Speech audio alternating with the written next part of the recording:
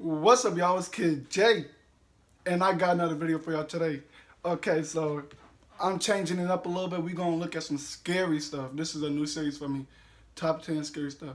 I don't know if y'all want me to do this every Sunday or just do every Friday. I don't know. I gotta think about that. Probably I might do every Sunday, but right now I'm gonna do this for this. I'm gonna do this video for today. So look, I like scary stuff, but you know, I can't. Yeah, I like scary stuff, so I'm gonna check this out. Hey, if I scream, I scream, but I don't. It is what it is. But this is gonna be creepy. I'm watching this by myself too, so it's gonna be a little scary. But we finna get into this. Make sure y'all got y'all snacks. Hope y'all got y'all snacks, drinks, and all that other stuff. And make sure you like and subscribe to the channel, bro. Like and subscribe, bro. Support somebody. Support me. Okay? And make sure y'all don't wet y'all pants watching this. You know? I feel bad for you. But we're gonna get into this video right here. Let's go!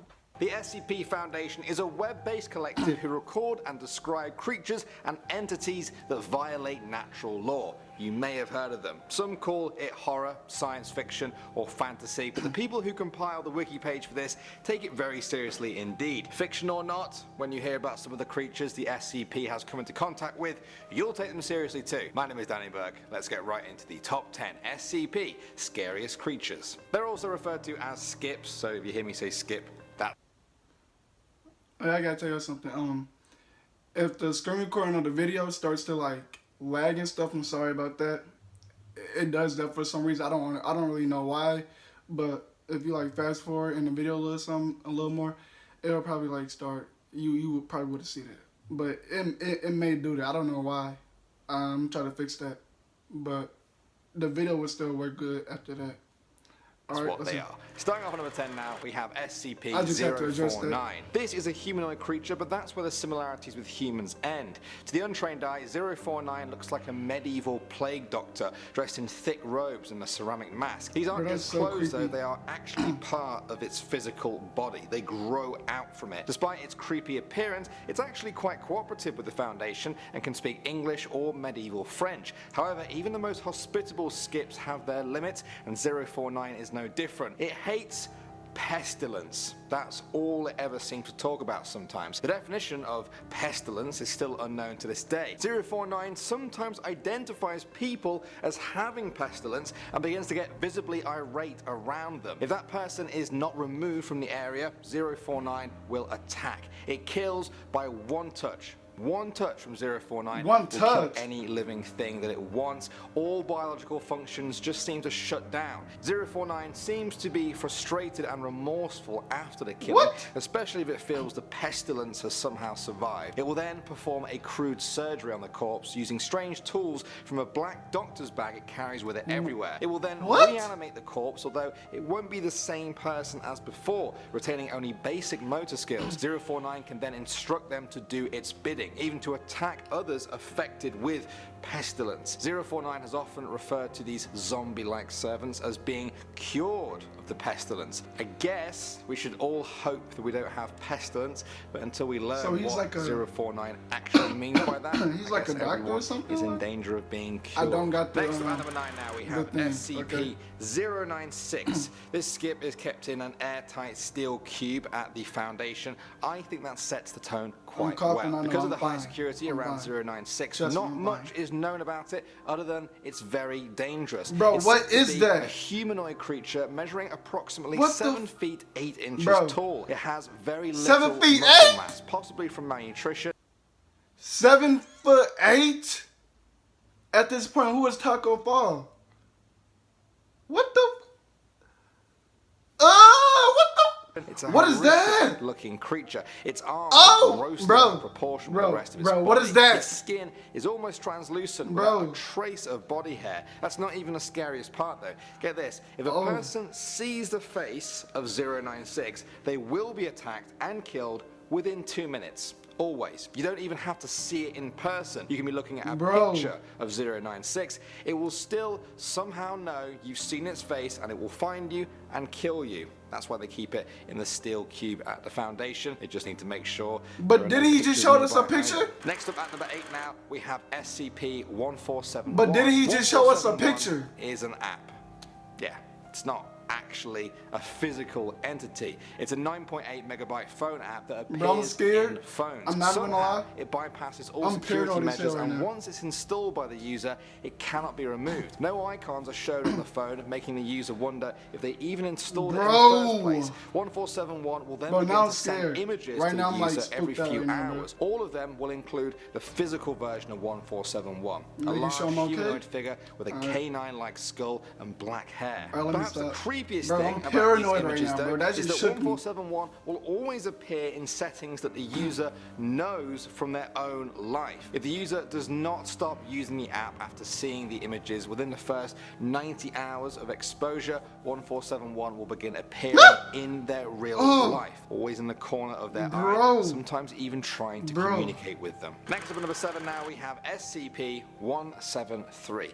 This is perhaps one of the weirdest looking skips on this list. I think the picture speaks for itself. Its origin is unknown, and everything about it seems to be learnt from its confinement by the Foundation. What is Those who dealt with 173 know a few different ways to handle it. The most important is to always keep it in direct line of sight. It cannot move if it's in a person's line of sight, which is a good thing because it's dangerous. For some unknown reason, it produces a layer of blood and feces on the floor around it. This means that its cell needs to be cleaned out twice a week. 3 personnel will enter the cell, one of them to just clean, while the other 2 are simply there to stare at 173. If one of them needs to blink, they need to inform the other one first. If both blink at the same time, 173 will attack and kill. Its choice of attack is to snap a human's neck at the base of the skull or by strangulation.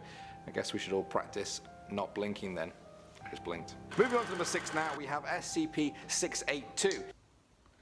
I'm sorry that y'all keep seeing me looking back, but I'm scared, bro. I'm really off that last picture. That dude said if you look at the picture of the monster, he gonna find you. But I know we all looked at the picture, so what is gonna happen?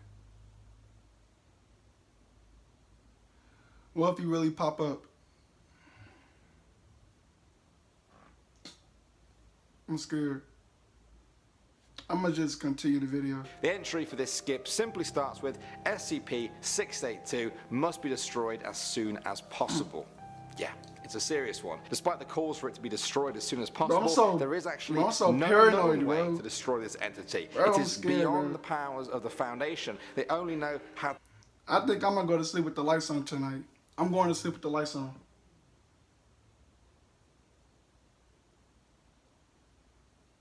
Yeah, I'm about to watch some cartoons tonight. I can't go to sleep. I'm not gonna be able to go to sleep, bro. I'm gonna be too scared. He said if you look at a picture, he gonna get us. What? Didn't you look at the picture? The person that edited this video, you obviously searched up the pictures and stuff for it to put that in the background as he's talking. So I'm confused. Did he get you? Are you okay? To contain it, and it takes a lot. 682 should be contained in a 5 by 5 by 5 meter chamber with 25 centimeters of reinforced acid-resistant steel plate lining all inside surfaces. The chamber should then be filled with hydrochloric acid until 682 is completely incapacitated. It's been described as a reptilian kind of creature with extremely high intelligence, able to communicate with other skips that it's been exposed to. During the limited time that it's been studied, observers think 682 has an immense hatred for all other life forms. That doesn't help the Foundation control or combat it, but knowing its primal motive is a step in the right direction. Moving on to number 5 now, we have SCP-1981.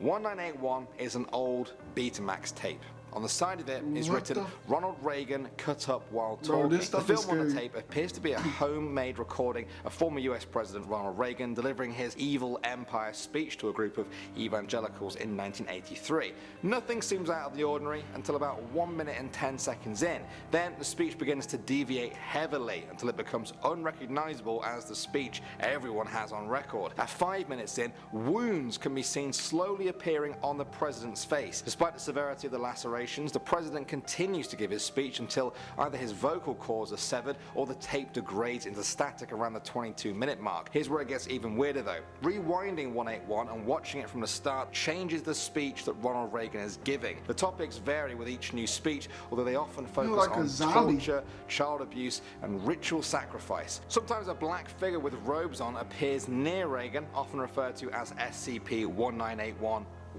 Sometimes Reagan makes references to future events that haven't actually happened at the time of recording. This video got me chilling. I'm scared right now, For an old tape, it's caused quite the stir. I'm sorry, y'all see me looking back. I'm just paranoid. paranoid. Nobody is really any closer to solving its mysteries. Moving on to number 4 now, we have SCP-106. While some of the SCPs we talked about before have been scary because of their immense strength or size, 106 is just creepy. It's said to resemble an elderly human in an advanced stage of decomposition. It's basically a rotting zombie. It also likes to consume humans between the ages of about 10 to 25. Like a traditional zombie, it's not very quick. Oh my god, bro, and can remain motionless for days at a time. Unlike a zombie though, it uses corrosion to break down any material that stands in its way. A captured 106 must be contained in a sealed container. This almost specifically made with lead-lined steel. The specifications for how this cell is supposed to be constructed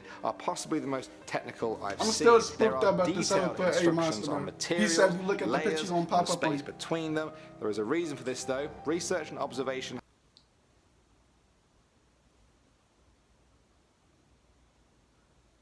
Did y'all hear that? Bro, I just heard a sound, bro. Oh. Have shown that when 106 is faced with highly complex or random structures, it can become confused and unable to exit from its containment. Moving on to number 3 now, we have SCP-2006. SCP-2006 deals in fear. That's not my description, that's how it describes itself. According to sources, 2006 has repeatedly stated its goal of causing as much fear in the world as possible. Guidelines state that if it's captured, it must be constantly monitored for changes in form. That's right. It's a little bit of a shapeshifter. Despite this, there is a general description often given. It's said to be an anomalous spherical entity, roughly 50 centimeters in diameter. However, due to its transformative abilities, it can morph into any object of any shape, mass, volume, density, and chemical structure that it desires. Due to this, there is currently no known way to damage 2006. Perhaps more worryingly, the limits to its shape-shifting powers are also not known. It could be anything, anywhere, at any given time. Like I said before, this SCP deals in fear. There's just one hitch though. It's said to be a poor judge of what actually scares humans and the emotions we feel. With the power of almost perfect shape-shifting, these small flaws may be the only chance people have in detecting this strange being. Next up at number 2 now, we have SCP-993. The last one I spoke about was a creature. This is a television program. I hate clowns. Let me explain. SCP-993 is a children's TV show called Bobble the Clown. Sounds innocent enough, what's up with right? that kid right there in the background, bro? With the primary what's up with that kid? Most episodes involving Bobble the Clown, learning a new skill or activity. Okay, so far so good. The problem comes though when the program is being viewed. Anyone watching aged 10 years or older will immediately fall unconscious when the program begins and will remain that way until the end of the episode. Most of the under 10s interviewed after the event reported a stabbing headache immediately before blacking out. And finally, number 1 now, we have SCP-087. This stuff is crazy, bro. Quite simply, an unlit platform staircase. When I say unlit, I mean very unlit. What is that? This small stairwell has defied everything we know about light. Even using a 75-watt bulb, nothing can be illuminated on this stairwell more than about 1.5 levels down. The darkness just seems to swallow up excess light. It's not just the light that creeps people out here though, it's the sound. Reports and audio recordings appear to show a distressed vocalization from a young child. The voice comes from 200 meters below where 087 begins. The Foundation has sent exploration teams down there to see just how far the stairwell goes.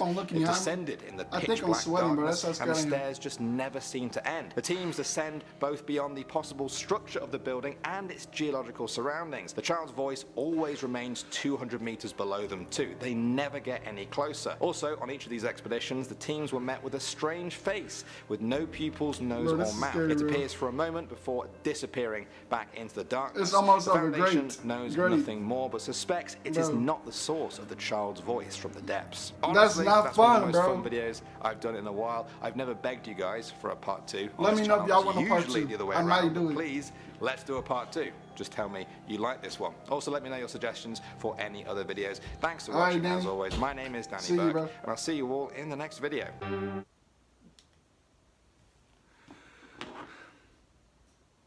Bro, I'm scared right now. That just messed me up, bro. That stuff is spooky. That was some scary stuff, bro. I can't do it. I cannot do it. Okay, look, I know I told you that I like scary stuff, but it's just the dude about that monster, that one specific monster. He said a 7'8" monster. He said if you look at the picture, he gonna pull up on you. I'm paranoid right now, bro. I don't believe that. I ain't no clown. I don't believe that. I ain't goofy. But that was great. That was a good video. All right. I want to know if y'all enjoyed it. Let me know if y'all enjoyed this video. I'm just doing my thing, bro.